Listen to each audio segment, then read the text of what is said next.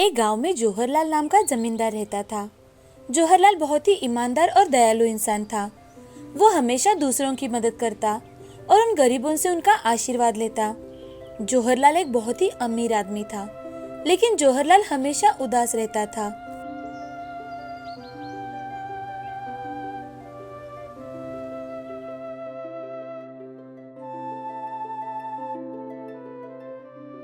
भाग्यवान, आखिर हमें कब संतान होगी?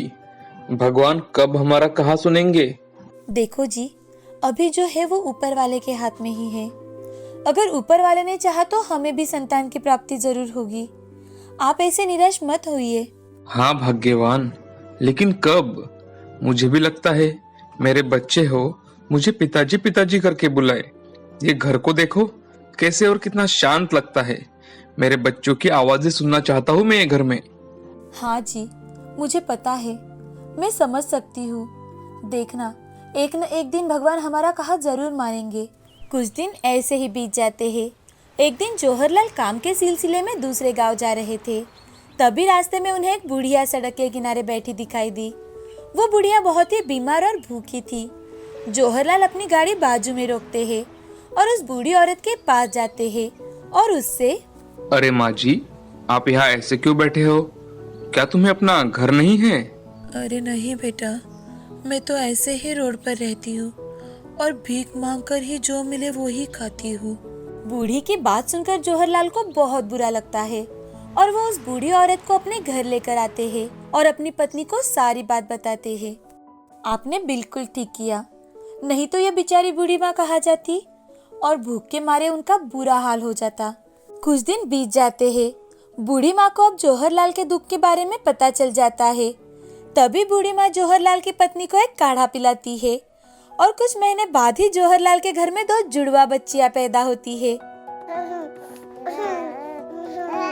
भाग्यवान, आखिर भगवान ने मेरी सुन ही ली और भगवान ने देखो मुझे कितनी सुंदर कन्याएं दी है। हाँ, आपने सही कहा। जौहरलाल के दोनों बेटियां दिखने में बहुत ही सुंदर थी, लेकिन एक के बाल सुनहरे और दूसरी के बाल चांदी के कलर के थे। इसलिए जौहरलाल ने एक बेटी का नाम सोना और दूसरी का नाम रूपा रखा। ऐसे ही दिन बीत रहे थे। अब सोना और रूपा बड़े हो गए थे। एक दिन दोनों अपने पिताजी के पास आकर, पिताजी, देखो ना मेरे बाल कितने खूबसूरत है, एकदम सोने के जैसे। पिताजी, मुझे एक सोने की ड्रेस लाकर दो ना। हाँ बेटी, जरूर। मैं तुम्हारे लिए सोने की ड्रेस जरूर बनाऊंगा। पिताजी, और मुझे? हाँ, तुम्हें भी लाकर दूंगा, लेकिन तुम्हें सफेद रंग का लाकर दूंगा। तुम पर सोने की ड्रेस तो अच्छी नहीं लगेगी।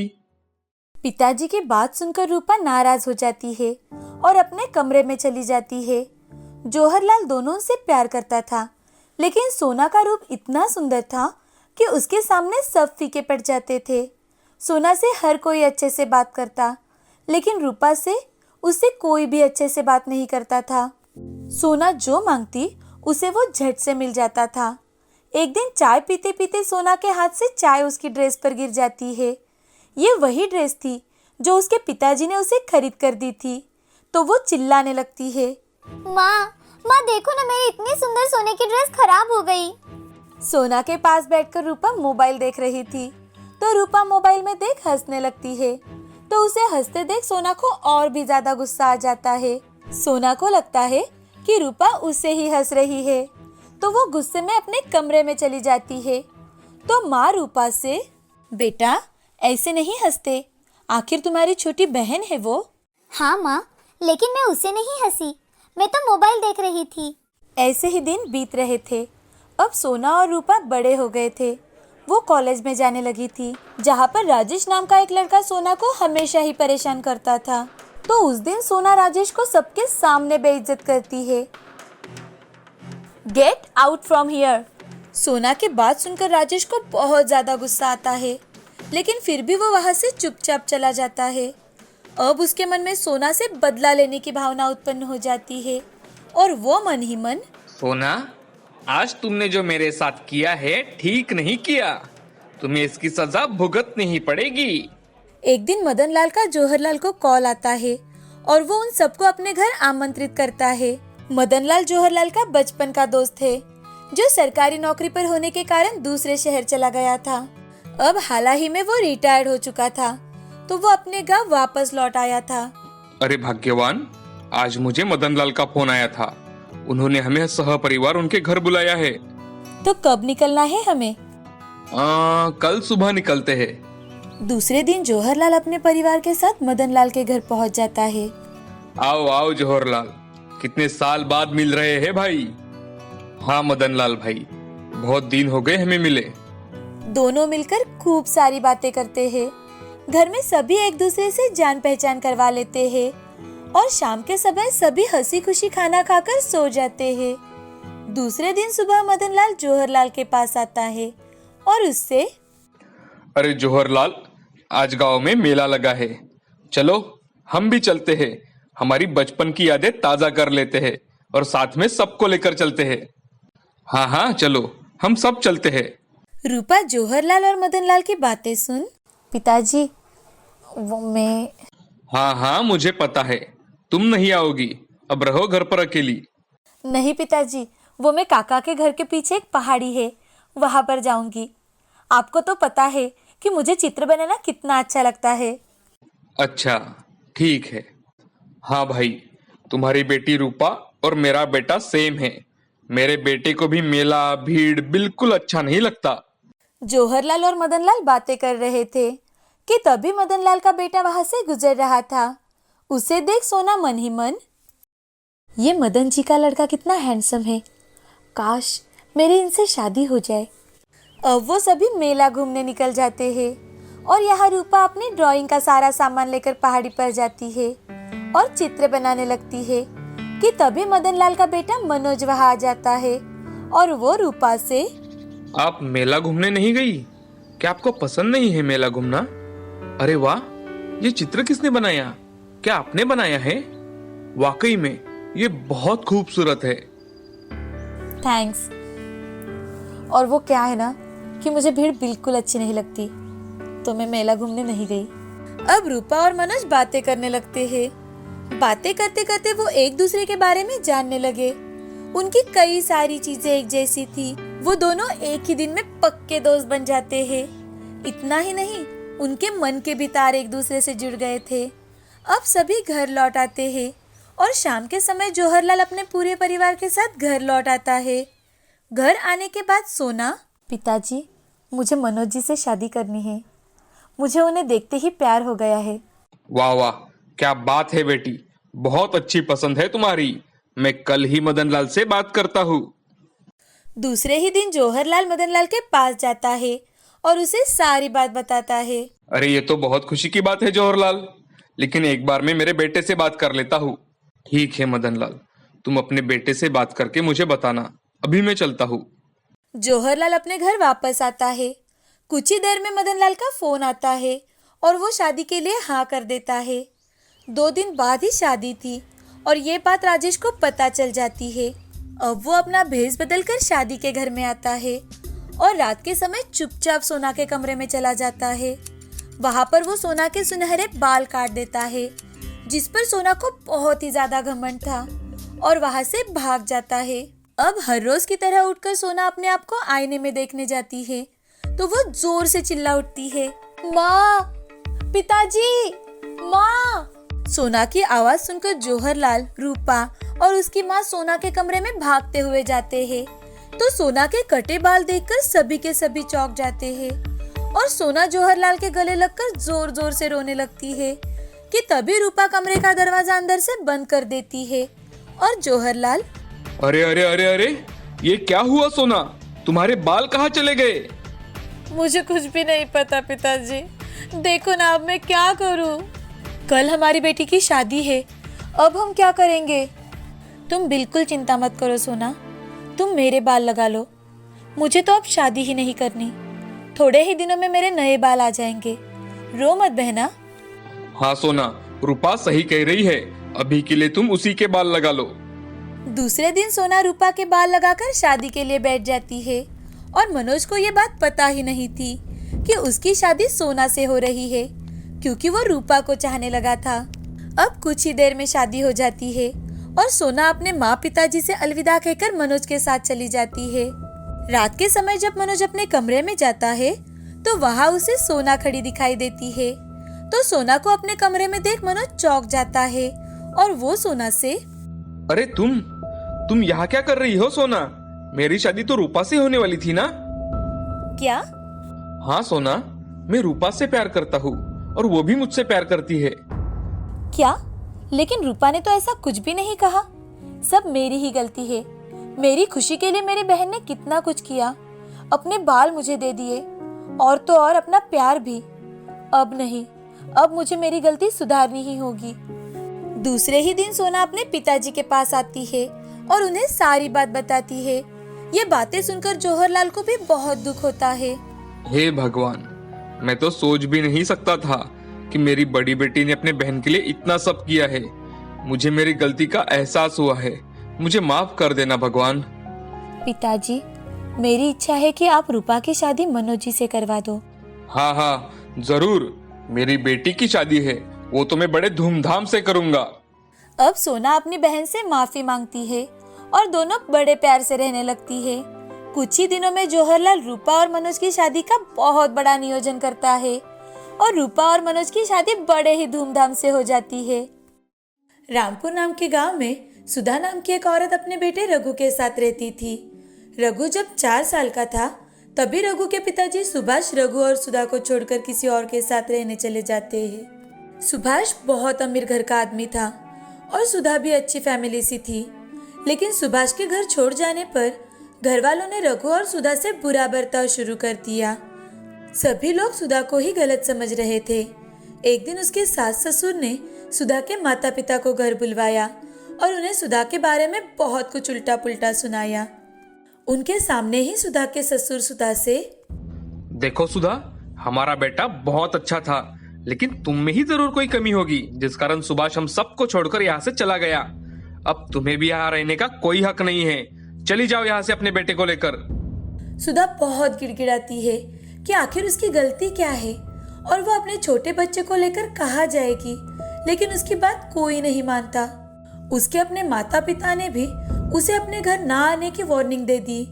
अब वो अपने 4 साल के बेटे रघु को अपने साथ लेकर घर से निकलती है।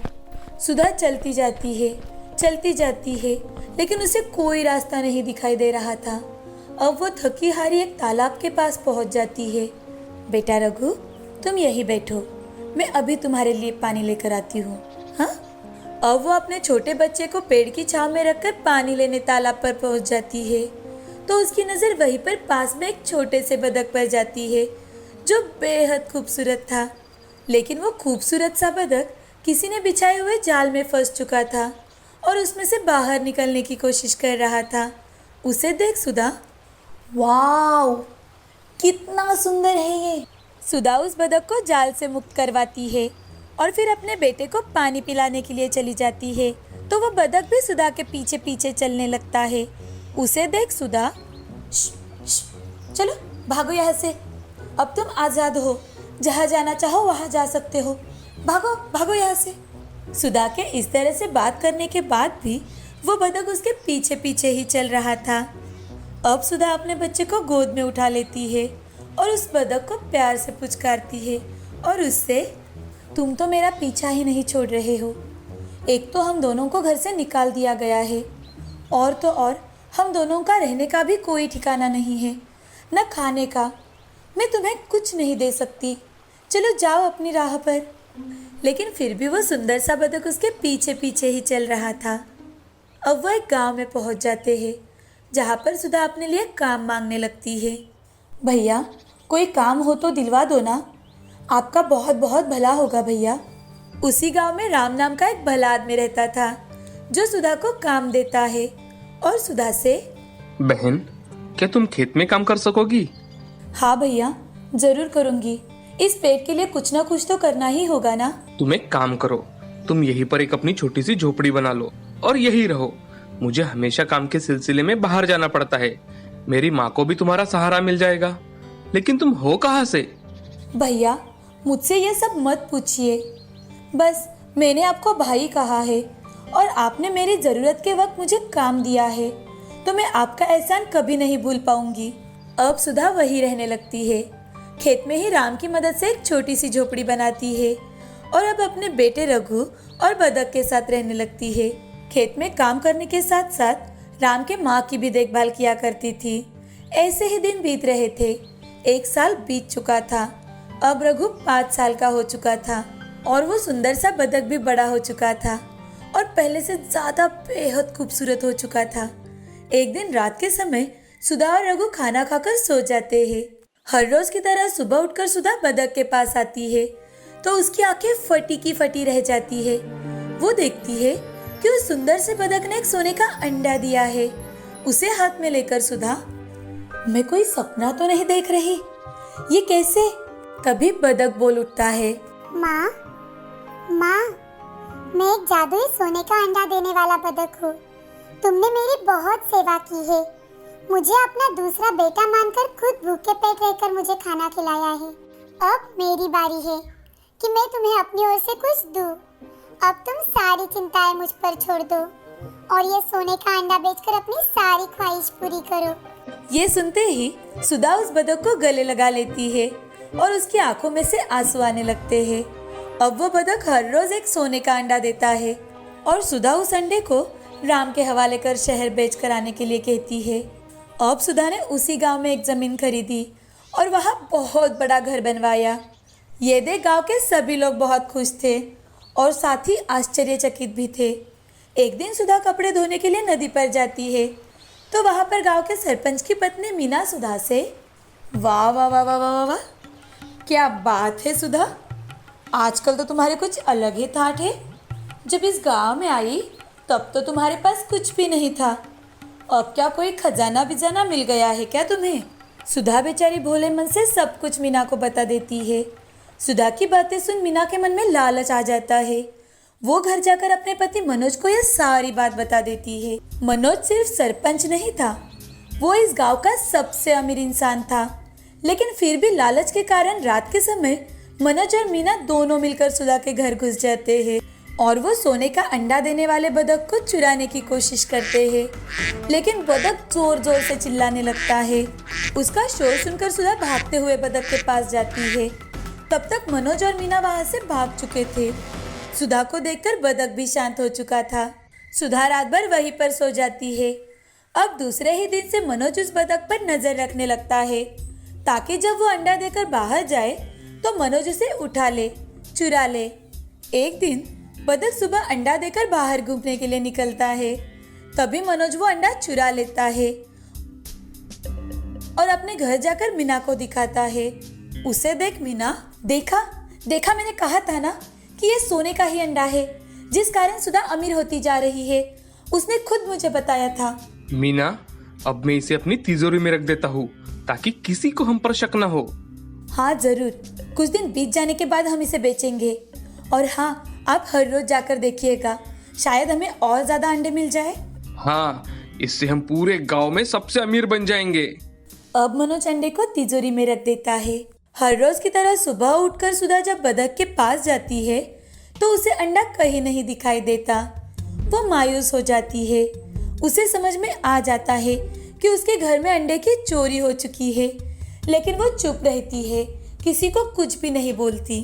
अब दूसरे दिन भी मनोज सोने के दूसरे अंडे को चुराने के लिए सुधा के घर बहुत जल्दी पहुंच जाता है, लेकिन सुधा उस रात बदक के पास ही सोती है तो मनोज का अंडा चुराने का वक्त ही नहीं मिलता। अब वो घर जाकर तिजोरी में रखे हुए सोने के अंडे को देखने के लिए जाता है। जैसे ही वो तिजोरी खोलता है तो देखता है कि उसमें अंडे के साथ साथ बाकी के सारे पैसे, सोना, चांदी सब कुछ राख हो चुका है। ये देखकर वो जोर जोर से मीना को आवाज लगाने लगता है। अरे अरे मीना, जल्दी आओ यहाँ, ये देखो हमारे साथ क्या हुआ है। मीना ये देख जोर जोर से रोने लगती है, अपनी किस्मत को दोष देने लगती है और साथ ही अपनी गलती पर पछतावा करती है। हाय, मैं लुट गई, हमारे लालच ने हमें क्या से क्या बना दिया है भगवान। मीना, रो मत, देखो हमारे लालच के कारण ही ये सब हुआ है। अब से हम ये कसम खाएंगे कि आज के बाद हम कभी लालच नहीं करेंगे और कोई चोरी नहीं करेंगे, सबसे अच्छे से रहेंगे। अब जो हुआ सो हुआ, इस जादुई अंडे ने हमें हमारे लालच के कारण सबक सिखाया है। अब वो दोनों मिलकर सुधा के घर जाते हैं, उसे सारी घटी घटनाएं बताते हैं और उससे माफी भी मांगते हैं। अब वो दोनों सरल रास्ते से चलने लगते हैं और दूसरी ओर सुधा बहुत खुशी खुशी अपने बेटे और बतख के साथ रहने लगती है। अब दिन ब दिन वो तरक्की करती है, साथ ही गांव के हर जरूरतमंद को भी मदद करती है। गांव में सड़कें बनवाती है, तालाब बनवाती है, पूरे गांव को वो हरा भरा कर देती है।